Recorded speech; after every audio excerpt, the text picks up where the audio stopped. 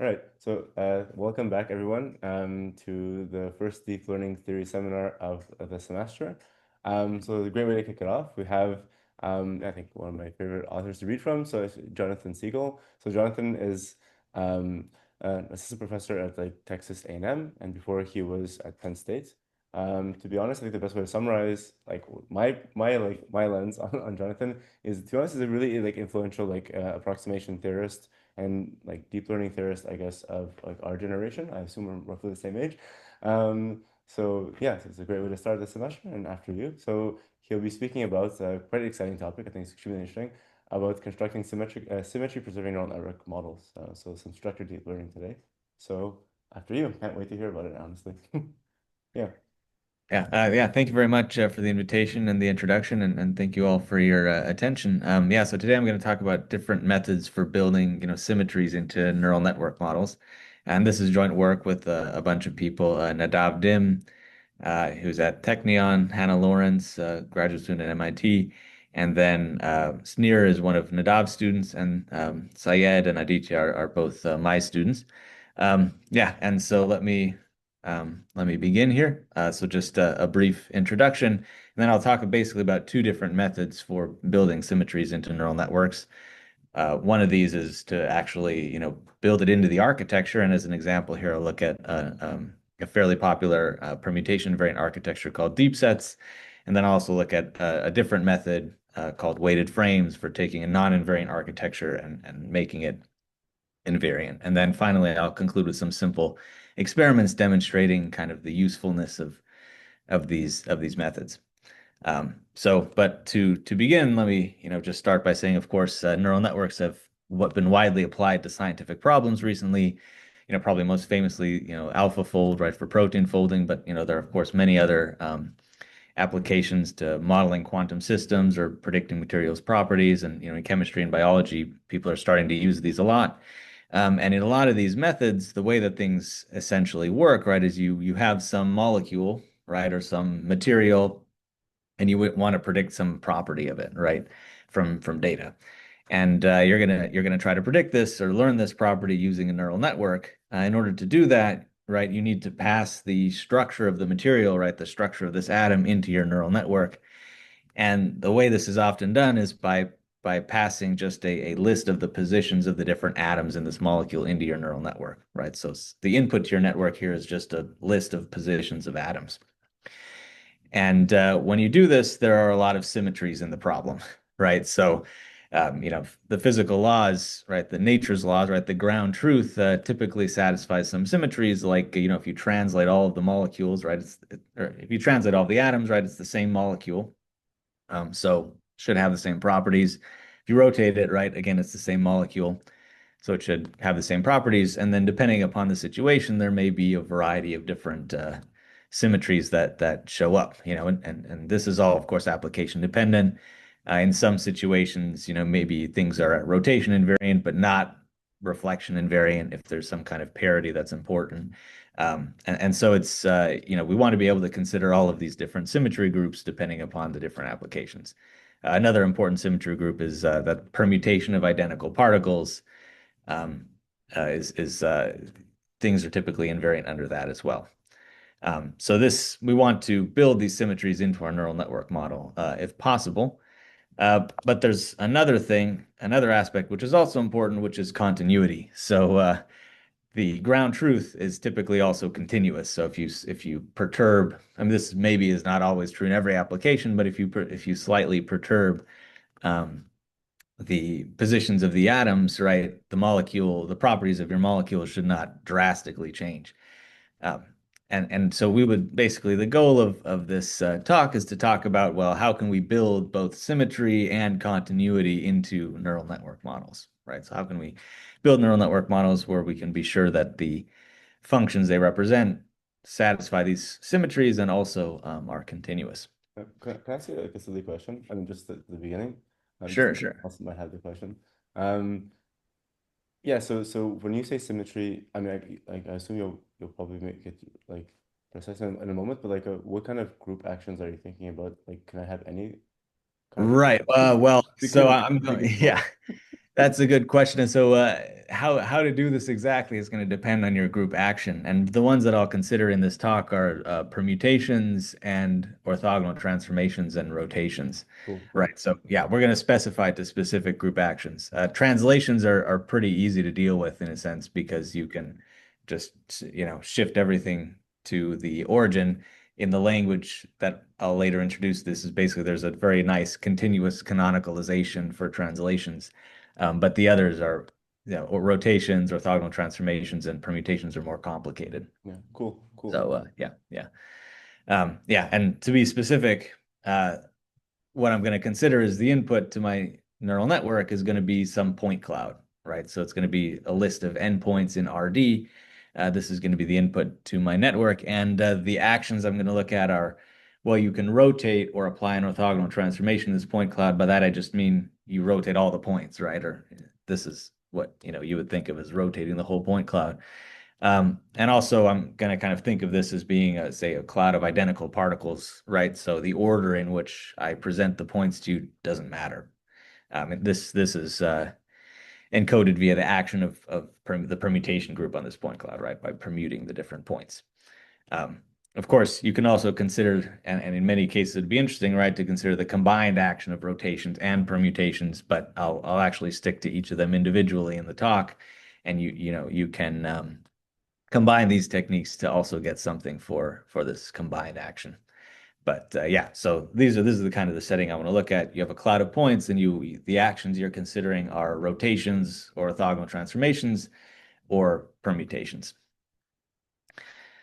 Okay, and just to be precise about what we mean by invariance and equivariance, right? So suppose I've got one of these groups G, right? Either permutations, rotations, or orthogonal transformations acting on two sets, right? X here is maybe the set of point clouds, Y is another set of point clouds, right? Maybe with a different number. And the function f is called the G equivariant if it commutes with the action of G, right? So here, of course, the action of G on the input is the action of G on X, and the action of G on the output is the action of G on Y. So this is why you need to have an action on both X and Y to define this. But this is what equivariance means. It commutes with the action of G, right? And you can think of this as well. If you have a function from point clouds to point clouds, you would say, if I rotate the input, I want the output to be rotated in the same way, right? Or for example. But a particular case of this, which is very important, is where the action of G on Y is trivial. So G times anything in the output space is fixed, right? So GY is equal to Y. In this case, the equivariance becomes, well, f of G times X is f of X. And this is what we call G invariant. So the output of the network, for example, doesn't depend on how you rotate the input. It's always the same. Yeah, so we'll be actually mostly focusing on invariance in this talk. But yeah, equivariance is another important thing that you'd want to enforce. And yeah, so basically the goal is going to be how can you construct a neural network function f theta, right, or some neural network model, which is G invariant or G equivariant, and also universal, right? You want it to be universal in the sense that any continuous G invariant function can be approximated to arbitrary accuracy.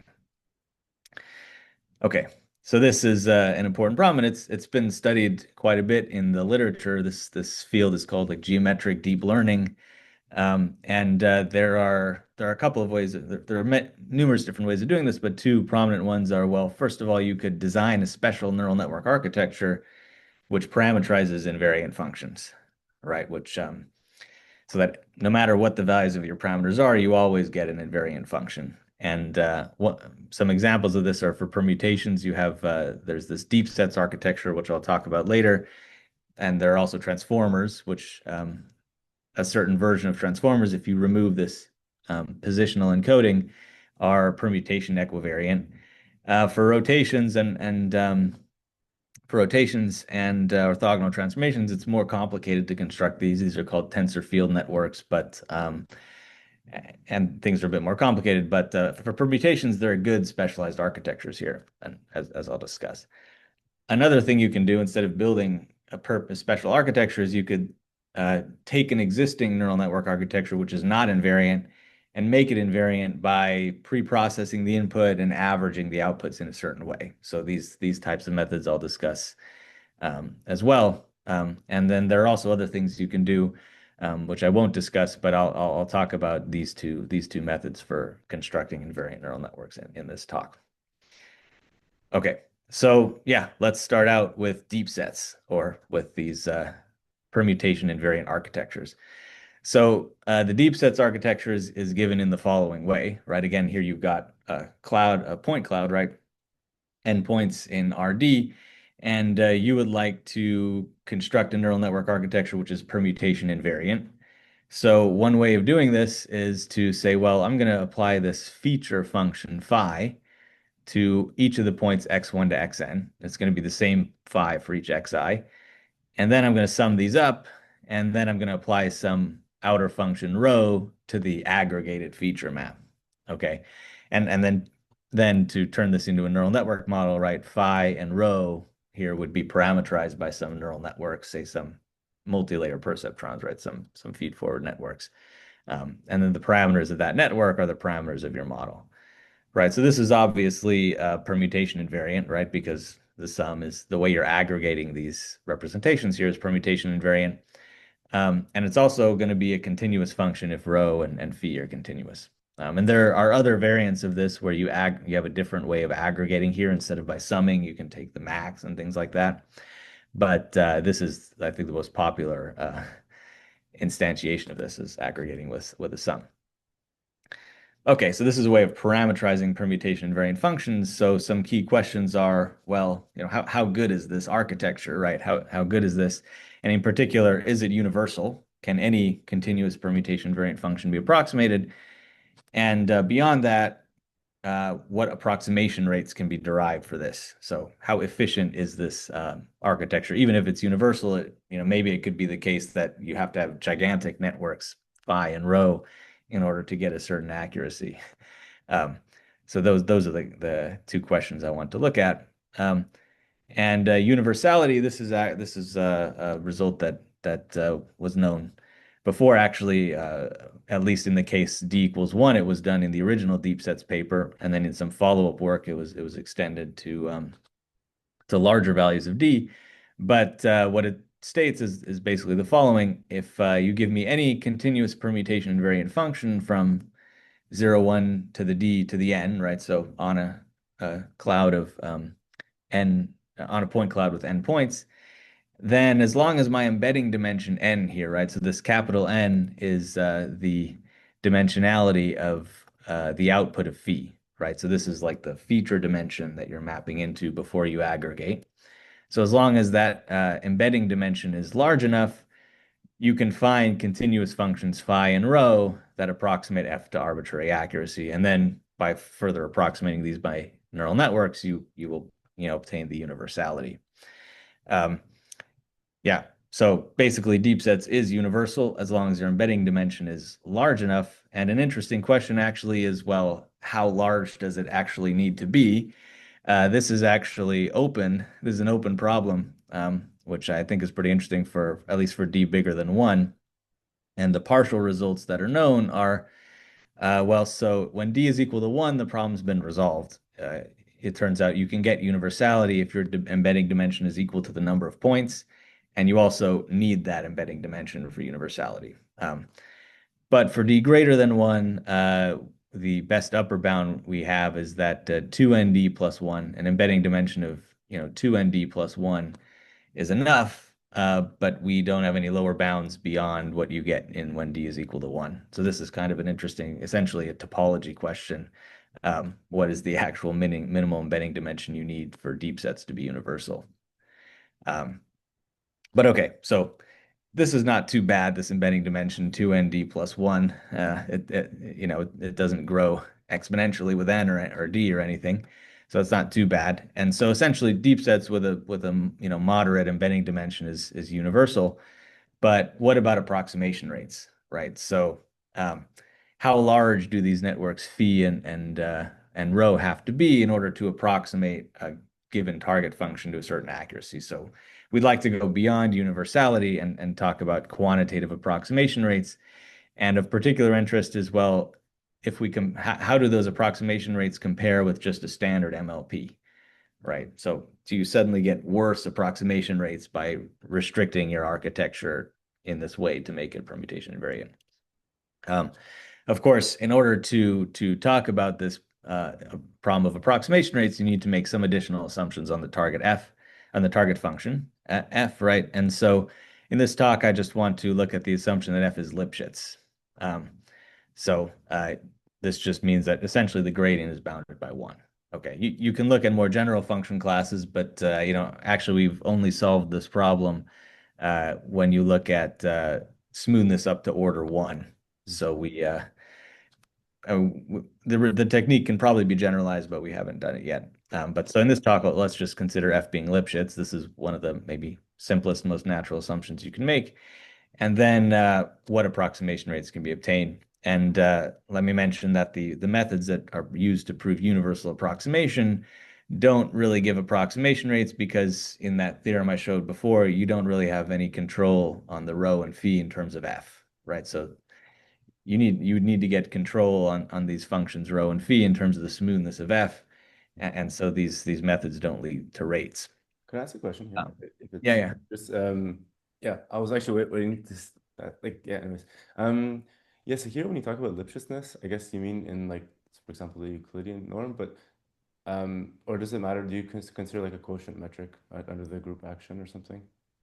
Right, right. So that's a good point. So in this case, because it's the permutation group, right? It's a discrete group acting. When you take the quotient, the dimensionality doesn't change. Hmm. So yeah, what I mean here is Lipschitz with respect to the Euclidean norm. Okay, cool. Yeah. Cool. And so basically, we're going to assume the target function is Lipschitz and permutation invariant, Mhm. basically. But you don't get improved rates sort of because of the permutation invariance, because the permutation invariance doesn't reduce the dimension of the quotient manifold, if that makes Okay, that sense. makes sense. Yeah, no, I just imagined like, okay, this is just like a high level comment. I imagine maybe the regularity, actually, I'm not sure. I wasn't sure if the regularity of a function would be worse or better after quotienting the domain, you know? Like Right, right. constant I f. mean, so if it is an invariant function, Yeah. then it would be the same. Like the Lipschitz constant would be the same whether you quotient the Oh, domain or yeah, not. totally. It's like, Yeah, but if it's not invariant to begin with, then yeah, exactly. yeah, yeah, exactly. So yeah, so But that's a good point. We're assuming f is Lipschitz and invariant, and so in that case, it points. is this. Yeah, Sorry, I forgot. yeah, 2 points. yeah. Cool. Thank you. Yeah, but so okay, so what approximation rates can we derive? What we can show is the following, and so here there's some mild restrictions. N and D are bigger than or equal to 2, and we've got some Lipschitz permutation invariant function that we want to approximate to some accuracy epsilon. So what we can show is that if you take the embedding dimension here to be this 2nd plus 1, which is what you needed for universality as far as we know, then we can explicitly construct deep ReLU networks phi and rho, whose total number of parameters scales like this, right? Epsilon, but basically the up to a log factor here, the leading order term is epsilon to the minus dn over 2, uh, such that, f minus this deep sets is less than or equal to epsilon. So you can get epsilon accuracy, and the number of parameters scales like this epsilon to the minus dn over 2 up to this log factor even with this minimal embedding dimension, at least the minimal dimension that we know is necessary for universality. Um, okay, so how does that, right, and yeah, the number of features here, the embedding dimension is this 2nd plus 1. Yeah, so how does this compare with the approximation results for general MLPs? So here I'm going to summarize some of the existing literature, which this was originally due to Yarotsky. Um, but basically, suppose you have a function in d dimensions, and which is Lipschitz, right? So now we're talking about not necessarily invariant functions, right? So we're in some d-dimensional Euclidean space that are Lipschitz. Then if you want to approximate them to accuracy epsilon, the number of parameters you need scales like epsilon to the minus d over 2. Um, and this is sharp, so there's upper and lower bounds here. And so it's of interest, right, to compare this with what do you get for deep sets. And So for deep sets, of course, right, the problem dimension is n times d, right? Because you've got to n points in Rd. And so in order to approximate a general Lipschitz function, you would need epsilon to the minus d over parameter, d over two parameters using just a regular feed-forward neural network, right? Um, but if the function is also permutation invariant, you can get that same rate using deep sets up to logarithmic factors. Um, Now, of course, the constants here will be different. We have not, worked hard to find the right constants here. But in terms of the rate, in terms of epsilon, you get the same rate for Lipschitz permutation invariant functions with deep sets that you get for general Lipschitz functions with a standard feed-forward network. So you can roughly say that there's kind of no loss of expressivity by restricting to this deep sets architecture. You get the same approximation rates that you would if you had just had a standard MLP, of, of course, only if your function is also permutation invariant. So sort of this seems like a good architecture to use, at least in terms of the approximation theory. Um, yeah, I guess any questions at this point? Because yeah. All right, yeah, so next I'll move on to an entirely different method for doing this permutation variance, which is called weighted frames. And so the idea here is that, well, in many situations, it's maybe quite difficult to construct a, permutation invariant architecture, right? So building a neural network that is automatically invariant may be difficult. For permutations, it's not, right? We saw deep sets as a kind of natural and architecture that works pretty well. But for these other actions of, say, rotations and orthogonal transformations, it's more difficult to build invariant architectures. Um, so the idea here is, well, instead of doing that, suppose we just take any old neural network architecture that's not necessarily invariant, and we try to make it invariant.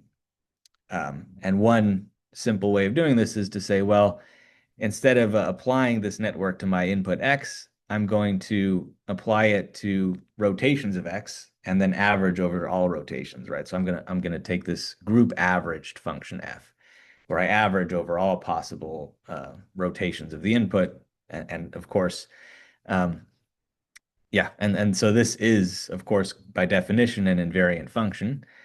And it's also a projection, right? So if f theta itself is invariant, then the average function will be the same as f theta, right? So if you start with an invariant function, this doesn't change it. And if you start with an arbitrary function, you'll get an invariant function. So this is a projection onto the space of invariant functions, and it's bounded. It's not difficult to see that it's going to be bounded in for example, the L infinity norm.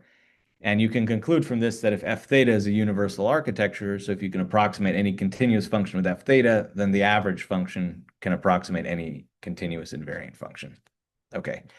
Um, so essentially, this is a pretty reasonable method, right? If you're able to average over the whole group, at least, this is one way of turning a non-invariant neural network into an invariant neural network in a way that preserves universality and also preserves continuity and smoothness, right? So as long as the action of G is continuous and smooth, has whatever degree of smoothness you want, as long as the action of G has whatever degree of smoothness you want, and f theta represents a smooth function up to the degree of smoothness you want, then the average function will satisfy the same, right? So in particular, if f is continuous, if the action of G is continuous, this averaged neural network will represent a continuous function. Problem with this, though, is that, well, this could be very inefficient. I mean, if G is permutations, you're averaging n factorial things here. And if G is continuous, so you would have to even approximate this in some way. So it's potentially not a very efficient way of doing things. And of course, for every element in this averaging, you have to apply your neural network, right? So you have to run some input through your feed-forward network for every single element that you're averaging. So this could greatly increase the expense of inference, for example.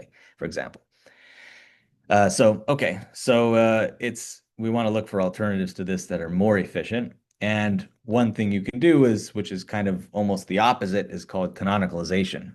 So here it's similar, except instead of averaging over the entire group, we average over one canonical element. So we essentially say, Well, before passing my input through the neural network, I'm going to transform it into a canonical position, right? Which this canonicalization map C should be invariant, right? So everything in the same orbit as X gets mapped to the same thing, right?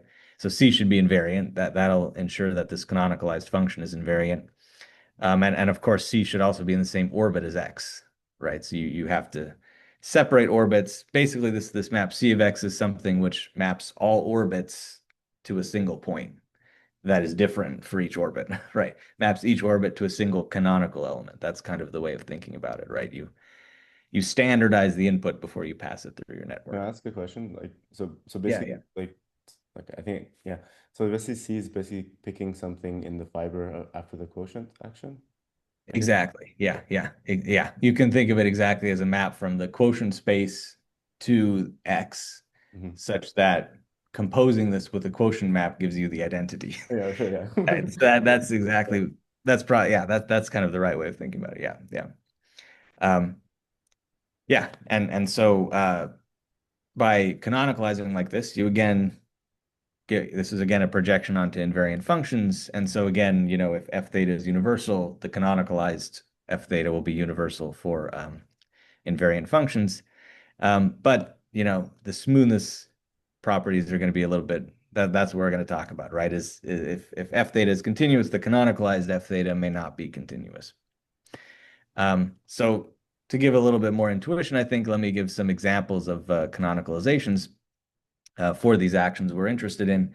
So if you've got permutations acting on point clouds, one natural thing you could do is to say, well, I'm going to sort things lexicographically, right? So whatever my input points are, I am going to sort them by, say, the first row and then the second row, right? Sort them by X coordinate and then Y coordinate to break ties, etc. And in this way, I'll standardize the order in which I present the points to my network, right? Another example here would be if you have, say, rotations acting on point clouds in 2D, you could say, well, I'll take the first non-zero point and rotate it to the x-axis, right? Or I'll take the longest point, the point that's furthest away from the origin, and rotate it to the x-axis. So these are then ways of kind of standardizing how you've rotated the input. And this is a fairly popular approach because it's pretty efficient if you can find a good canonicalization, right? It's you basically make your neural network invariant without any additional work, without increasing the complexity. Um, but you may be breaking the continuity if you use these canonicalizations. So F being continuous, it may not always be the case that the canonicalization is continuous, and that's exactly the issue we want to address.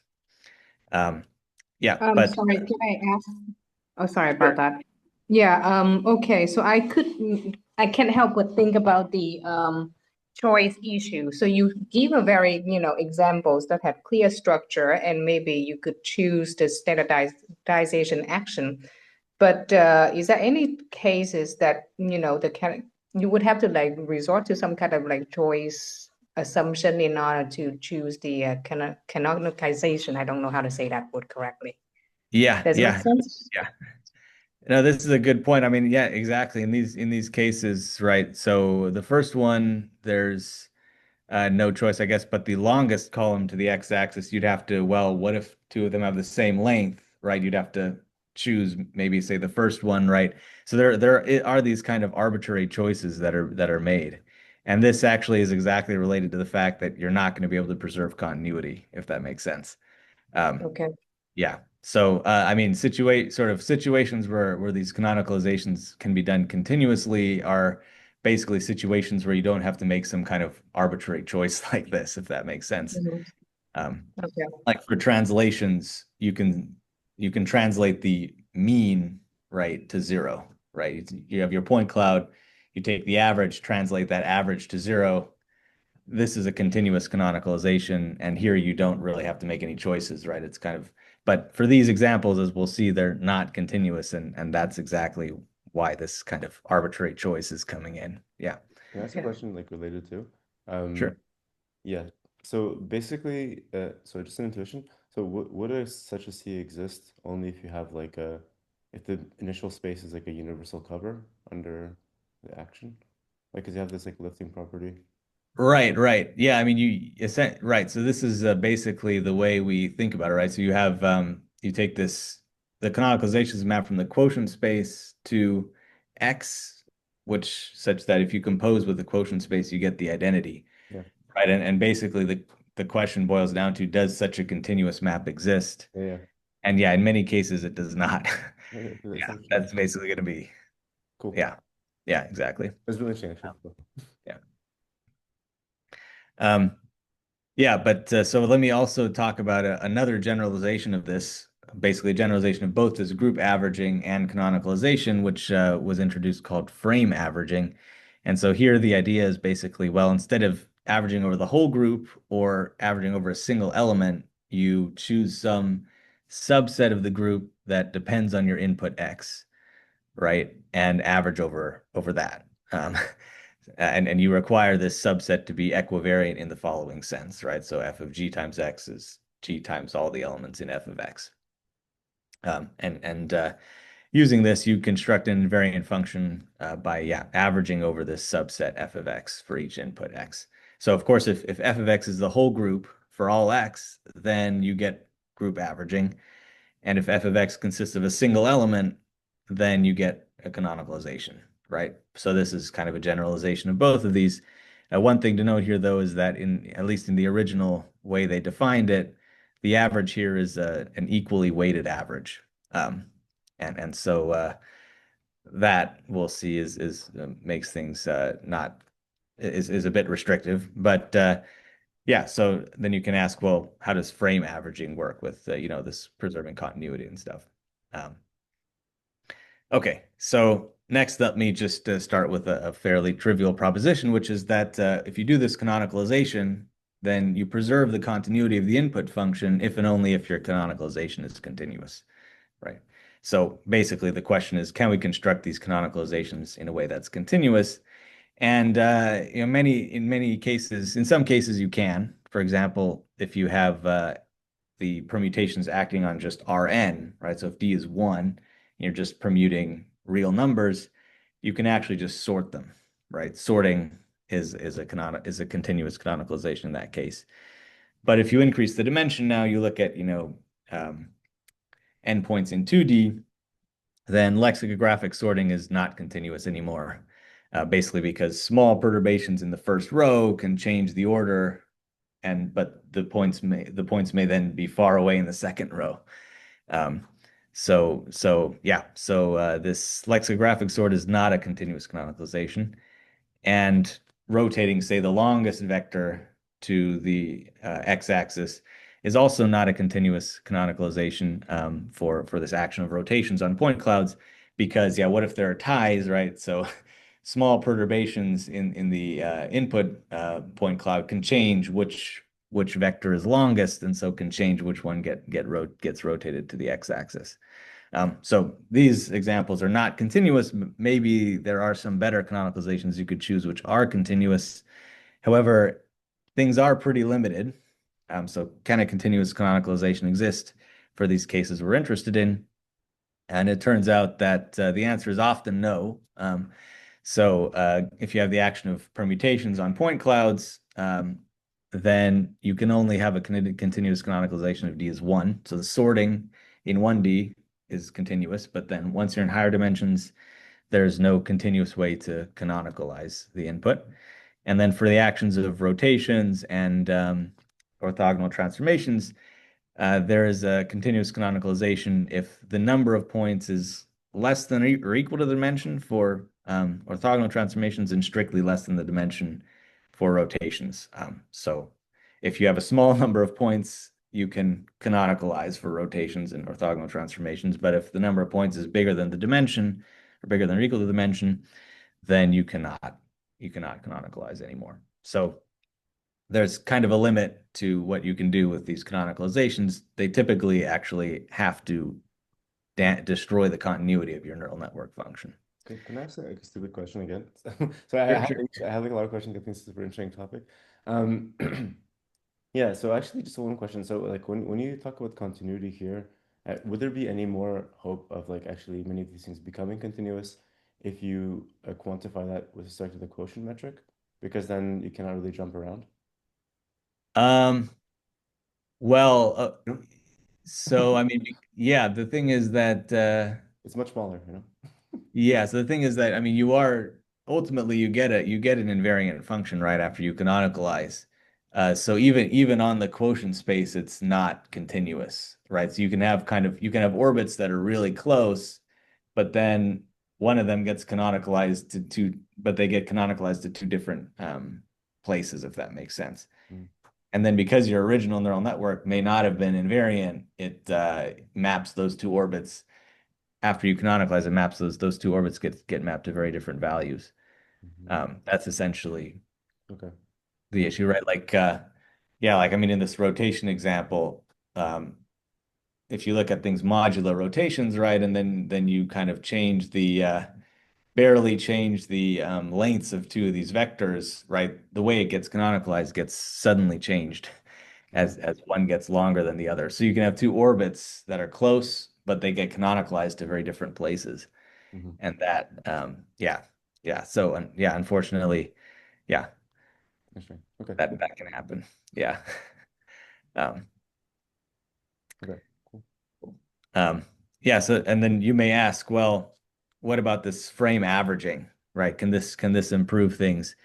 And it turns out that because you, at least in the original formulation of frame averaging, are averaging with equal weights, there's still kind of a big problem. It's a bit more difficult to analyze, but at least in the case of permutations acting on point clouds, we can show that if it preserves continuity, it has to just be group averaging. And for rotations on point clouds in two dimensions, we can show that it has to be, some point has to be, have an infinite frame, has to have an infinite average in order for it to preserve continuity.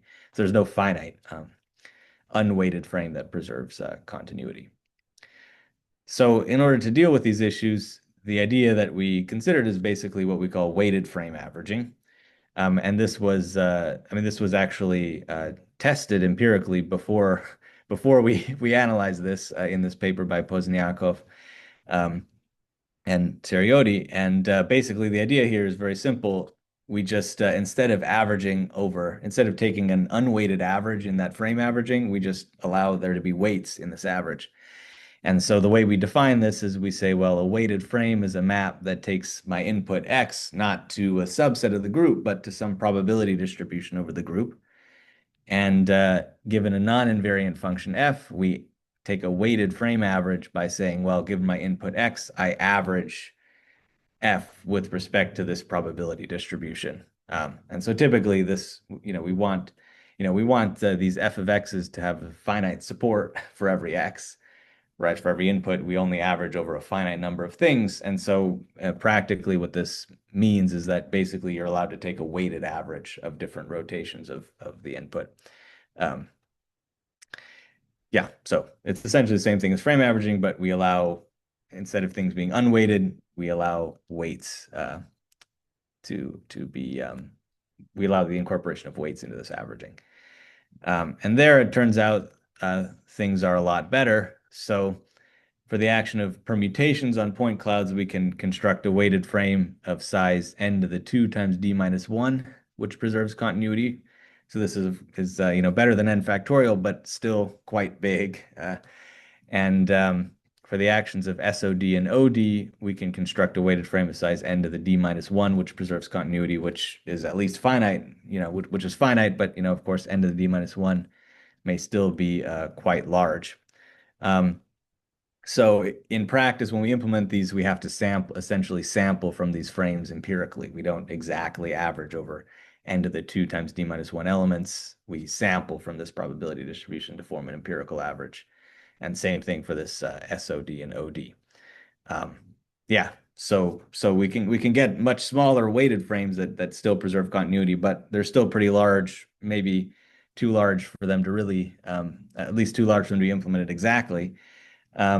But another big question that we have is we don't know if these are the best possible weighted frames. So it may be we have for permutations we have a lower bound, but it's not close to matching this. It's just on the order of n, the number of points, and for SOD and OD the best lower bound we have is that the frame has to have size bigger than 1, so it can't be a canonicalization. So that there's still an open question here of, well, maybe there are actually much smaller weighted frames, or maybe we can prove that there can't be. Uh, so yeah, that's kind of a gap here. We have these upper bounds, some lower bounds, but they're not close to matching yet. Okay, so finally, I want to just show some simple experiments demonstrating these weighted frames. And the experiment I'm going to look at here is the following. I'm going to start with the MNIST data set, and I'm going to, instead of having my neural network take as input like this, the values at all these pixels and trying to predict the label, I'm going to pre-process these images into a point cloud. So I'm basically going to take, say, the 0 and sample 100 points from like where there's ink on the page, basically, and do that for all these letters or for all these numbers, right? And then that point cloud in a random order is going to be the input to my neural network, right? So based on some point sampling from these digits presented to my network in a random order, and I'm going to take 100 points. So right, the input here is going to be 100 points in 2D. Based on that input, I want the network to classify the digit correctly. And of course, this is by construction permutation invariant, right? Because the order in which this point cloud is presented is not important for determining what the digit should be. Okay, so we tested a bunch of methods for building in the invariance, essentially. And here, the base architecture was just a simple feed-forward network. And what we did is first we tried to just do nothing, right? No invariance. We just trained our neural network on this. We got a test accuracy of a quarter. Not very good here because again the permutation variance is quite an important thing to build in. And then we tried a discontinuous canonicalization. So we said, well, let's sort these points lexicographically before plugging them into the network. This builds in the invariance, but it breaks the continuity of the network. And we saw, okay, you get a much better accuracy, of course, 85%, right? So the invariance is extremely important to build in. And then we tested 2 weighted frames. One of them, the last one here, is just averaging over the entire group. And this performed basically as bad as doing nothing because n factorial in this case is just too large. So it makes no sense. It's impossible to average over this permutation group. So this had the same effect as doing nothing. And then we implemented our weighted frame, which had cardinality on the order of n to the 2 times d minus 1. So on the order of n squared in this case, on the order of 100 squared, so 10,000, still pretty large. We didn't exactly average, but what we did is we empirically averaged. So we sampled here 1, 5, 10, and 25 samples empirically from this weighted frame. And we looked at the accuracy we got in each case, and you can see that you can do better than the discontinuous canonicalization, but it requires quite a bit of averaging. So at least 10 or 25 samples. And so what this demonstrates, right, is that preserving at least for this problem, preserving continuity and invariance are both important. And we're able to get better results by incorporating both of them. However, our method for doing so is still quite expensive, right? It's like 25 times more expensive than just doing the canonicalization. So it'd be good to come up with somehow better weighted frames potentially for these types of problems. I guess finally let me also describe what this continuous weighted frame is for the permutation group. In this case, it's fairly nice to describe. So the idea is basically what you do is you choose a random direction in RD, and then you sort your points along that direction. So, you can think of the discontinuous canonicalization, right? This lexicographic sorting was like you sort along the x-axis. But if you say, oh, I'm going to pick a random direction and sort along a random direction, and then average over all those directions, it turns out that actually preserves the continuity of your input function. you can count that the number of possible permutations that can show up scales like n to the 2 times d minus 1. So that's what that frame looks like. And yeah, so with that, I'll conclude. So the sort of two parts of the talk for deep sets, we obtained approximation rates for deep sets that show that it essentially achieves the same approximation rates for invariant functions that a regular ReLU MLP does for non necessarily invariant functions. And for these canonicalizations and weighted frames, we were able to show that canonicalizations don't preserve continuity of the neural network function in many cases of interest. And this generalization weighted frames can be used to solve this problem. And in these simple experiments, we were able to show that preserving continuity and invariance is important, at least for this toy problem. And so, a next step would be to try to see how important this is for more practical problems and whether weighted frames can improve things and sort of what you should do. But yeah, and there's also a lot of theoretical questions here still, like what are, for example, for deep sets, what is the minimal embedding dimension you need for universality? And for weighted frames, what are the smallest possible weighted frames that preserve continuity? But yeah, thank you for your attention, and I'd be happy to take questions. Well, thank you very much. It's a very cool talk. I mean, I have maybe one question, but I'll wait and see if anyone in the audience has any questions first. Okay. Well, isn't in case someone had someone's asked later. I was just thinking one thing. So in terms of, I mean, yeah. So in some sense, you like when you do this canonicalization or like some similar technique, you're looking for like a nice, like, like a selection of like a inverse of the quotient, like a continuous one. So it reminds me of like yeah, some old results from like separability analysis where oftentimes you can't do better than measurable selection. But if you want to have an like approximate continuous selection, this is often possible to like, yeah, no, like for example, you trade off like epsilon optimality for like continuity, and usually the continuity blows up, or like imagine it's Lipschitz, the Lipschitz constant will blow up as epsilon goes to zero. So with like that somewhat reasonable grounded motivation in mind, like, is there any like benefit to getting like formulating like almost invariance, like epsilon invariance up to maybe some little bandwidth epsilon, and then can you hope to like recover? Yeah. Yeah, that's a good question. I mean, we haven't looked at that. We haven't looked at that. Yeah. Yeah, that's an interesting approach. I mean, another thing you could do is to ask like, well, okay, so these canonicalizations, they don't preserve continuity, but like how bad is it, right? I mean, Yeah. what does the discontinuous set look like? And that's another direction that we want to go in next, to maybe these aren't continuous, but maybe the discontinuities are mild enough that you can conclude that it's not going to be a problem, Yeah, actually, right? But, yeah, we haven't thought about like relaxing the invariance. Yeah, only relaxing the continuity. yeah, So actually, that's an one interesting approach. second thing, I just maybe like something just came to mind. So this is something like I guess I had this discussion about with someone a long time ago on a different problem, but I guess the conclusion applies into a question. Like my English is terrible today. Yeah, so like I guess like if the target object is continuous, you can expect to approximate it by continuous things to like asymptotically zero error. Like just going to this point, would it be interesting to say like maybe the minimum approximation is some microscopic delta? Is this like a way to think of what you just said? And the best approximation is like the best rate you can approximate this lower bound delta, you know? You know what I mean?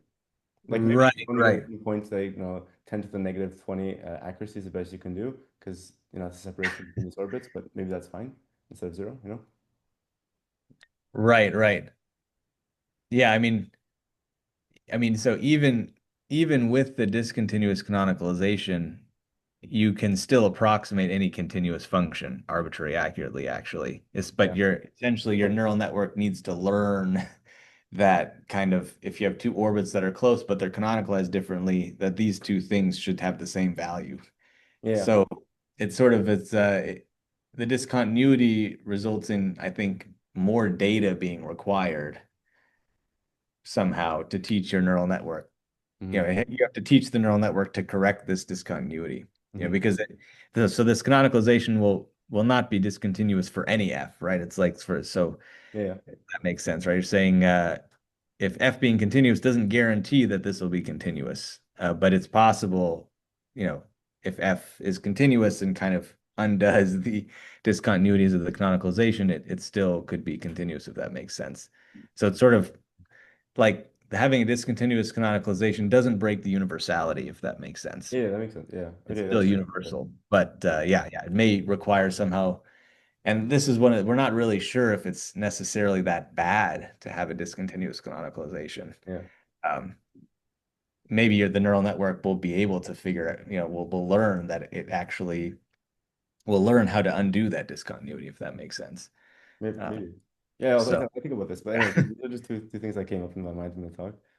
yeah, So yeah, no, yeah, yeah. These are, yeah. I think it's very interesting to try to relax the invariance, and also the continuity, to see maybe, well, maybe you can do much better if you just say, well, it's only epsilon invariant, or yeah. I think that's very interesting.